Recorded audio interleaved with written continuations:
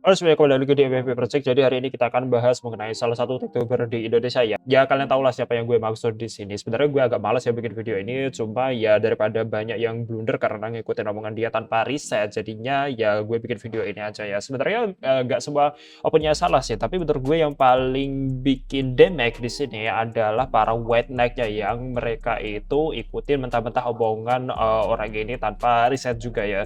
Jadi di sini gue pengen ngelurusin aja karena ya daripada makin banyak yang blunder karena ngikutin ini, kalian tau lah orang Indonesia itu kayak gimana, daripada salah persepsi mendingan dilurusin aja, oke?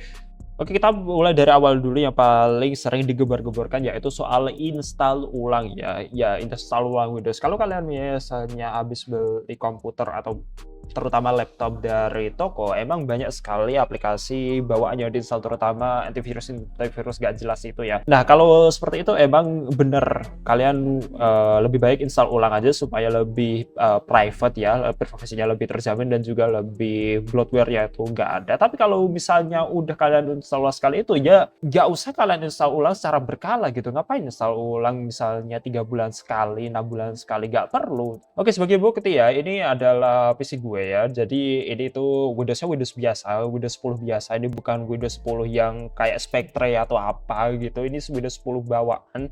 Bisa kalian lihat bahwa pas idle, pas nggak buka apa-apa, ya kepake 3,7 GB doang ini. Bahkan yang bloatware Windowsnya sebenarnya juga masih ada. Cortana tuh masih ada, lain-lain masih ada. Dan ini tuh PC buat workload ya, bisa kalian lihat. Ya aplikasi di backgroundnya ya normal, wajar lah gitu. Ya bagian gue tekankan adalah kalau misalnya kalian punya masalah di PC kalian itu jangan langsung diinstal ulang, cari masalahnya itu apa dulu. Contohnya nih yang paling sering gue temuin, biasanya driver Nvidia itu kayak aneh-aneh gitu ya. Jadi misalnya Premiere Pro gue error, ya kalian file dulu, project setting di general dulu. Ini yang di bagian renderernya itu kalau di CUDA, kadang yang di driver terbaru itu nggak mau jalan ya. Jadi kalian coba dulu yang software only, baru kalian cek tuh bisa apa kagak. Kalau emang di software only-nya normal, sedangkan pakai GPU acceleration CUDA-nya ada aneh-aneh, ya berarti yang salah driver GPU-nya, bukan Windows-nya. Yang kedua adalah dia itu sering nyinggung keamanan Windows, di mana menyebut Windows itu tidak aman ya. Dan dia itu buktikan ini dengan cara ngambil hard drive di Windows, kemudian buka di OS lain, dan filenya itu, file Windowsnya itu bisa diakses dari OS lain itu.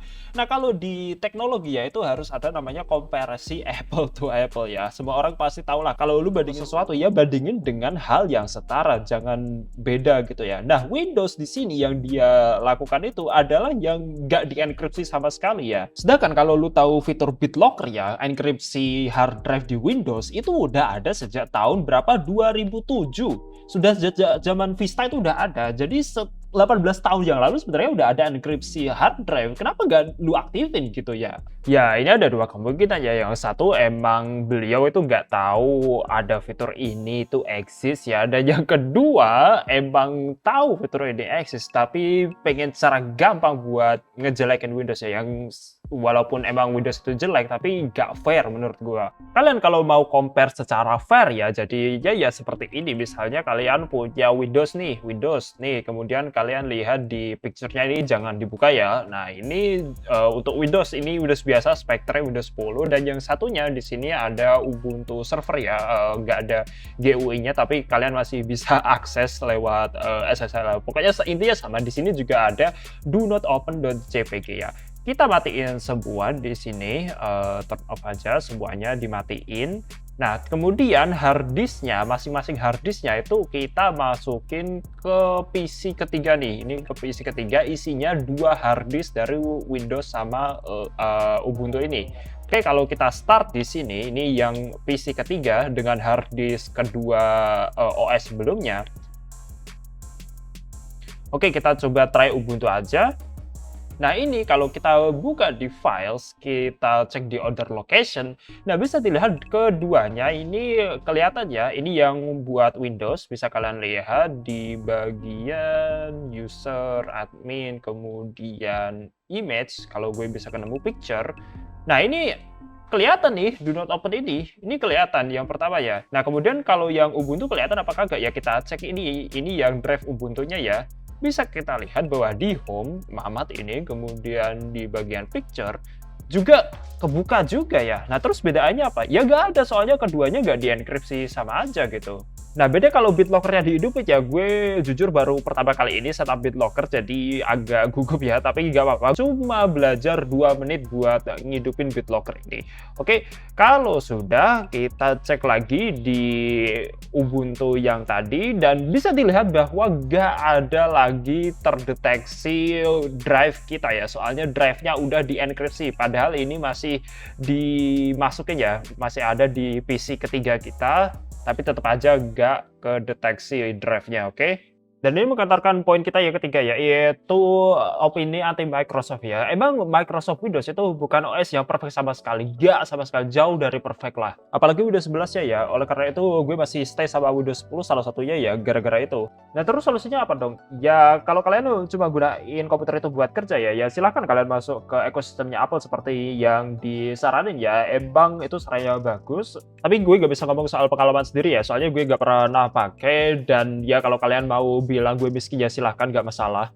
Nah, tapi kalau buat orang yang gajinya UMR atau gamer gitu, solusinya gimana? Ya kayak orang normal, dia rekomendasiin Linux juga ya, tapi gue lihat-lihat kontennya dia yang soal Linux itu kayak hampir nggak ada, mungkin mentok-mentok cuma ngeliatin yang USB installernya doang gitu. Dan ini nggak kebetulan ya, emang Linux itu lebih susah buat dipelajarin daripada Windows yang tinggal kalian klik kelar gitu ya. Kalau Linux ya mau nggak mau kalian pasti ada saatnya kalian itu harus ngebuka terminal gitu, walaupun mayoritasnya sekarang udah ada kayak installer sama package manager ya, kayak Play Store gitulah intinya. Aduh malu ya, gak rendah, gak mau belajar. Semua server gue pakai Linux ya anjir, Raspberry Pi pakai Linux, semuanya yang butuh spek rendah buat efisiensi ya semuanya pakai Linux, tapi nggak semuanya harus jalan di Linux. Walaupun Linux itu sekarang itu jauh lebih enak makanya, terutama abis Steam Deck rilis ya, itu masih jauh lebih susah daripada lu pakai Windows ya. Ini tuh jauh lebih parah lagi kalau lu itu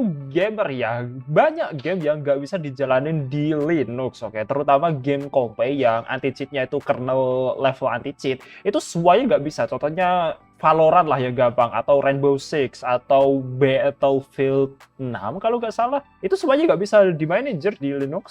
Jadi intinya itu gini, kalau kalian misalnya pengen komputer itu asal jalan, kalau ada masalah gampang nyelesainnya, ya udah pakai Windows aja, selesai gitu. Kalau kalian merasa Windowsnya berat, install aja Windows 10, gak usah peduli diketakut-takutin Microsoft tanggal 14 itu udah gak disupport, gak masalah itu mah. Kalau dibilang normis, ya bilang aja bahwa debug itu urusan developer, bukan user gitu. Kalau kalian masih sekolah atau kuliah dan jurusannya itu ada hubungannya dengan teknologi, kalau bisa kalian cobalah untuk daily drive Linux ya, itu nggak masalah, itu bakal jadi nilai tambah besok jika kalian udah masuk dunia kerja, oke? Kalau kalian kerjanya di bagian kreatif atau butuh office aja, ya silahkan kalian boleh pilih mana aja, tapi ya tadi ya sarannya bagus kalau bisa di ekosistemnya Apple aja. Jadi jika beliau ini lagi yapping soal hardware, kalian dengerin aja seksama, soalnya hardware kan emang secara kertas gitu ya, secara teori gitu nggak bisa kalian ganti-ganti lagi. Tapi kalau soal software, mendingan kalian double check dulu, pakai riset kalian sendiri, jangan langsung kalian telan mentah-mentah ya. Itu tadi ya pengen gue hari ini. Kalau kalian bisa support di traktir, mohon bantuannya berapa aja sangat bermanfaat. Dan ya sampai jumpa di video berikutnya, see ya.